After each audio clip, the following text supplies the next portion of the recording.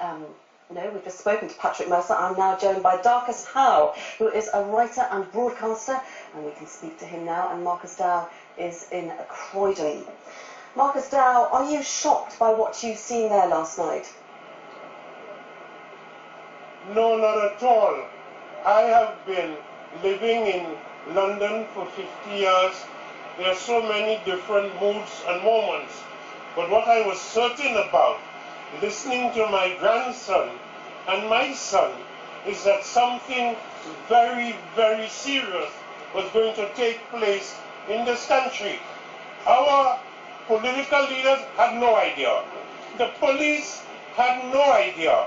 But if you looked at young blacks and young whites with a discerning eye and a careful hearing, they have been telling us, and we would not listen, that what is happening in this country to them.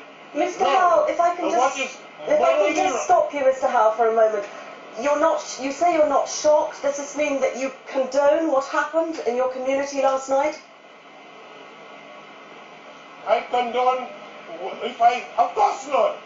What I'm going to condone it for, what I'm concerned about more than anything else, there is a young man called Mark Duggan.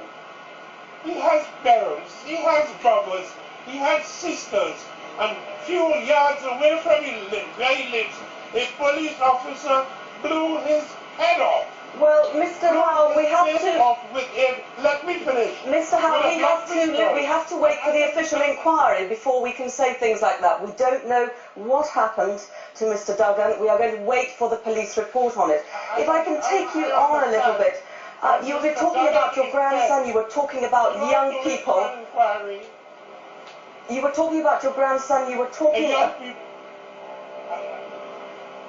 They have been stopping and searching young blacks for no reason at all.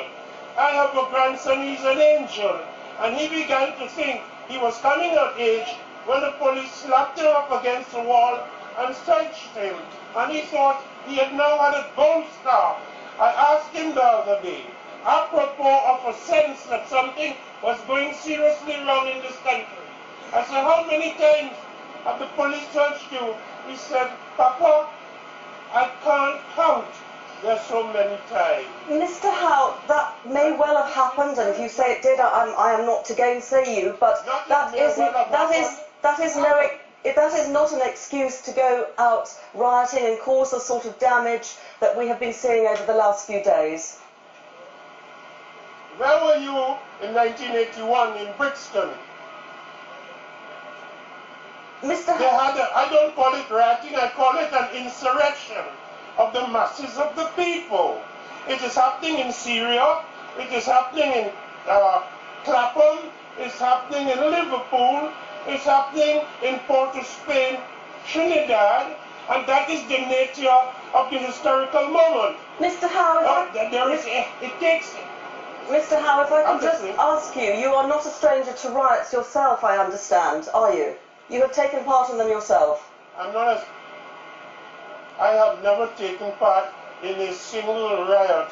I've been on demonstrations that ended up in a conflict, and have some respect for an old West Indian Negro and stop accusing me of being a rioter. Because you won't tickle me to get abusive. You just sound idiotic. Have some respect. Darcus Howe, grandchildren. thank you very much for joining us from Croydon.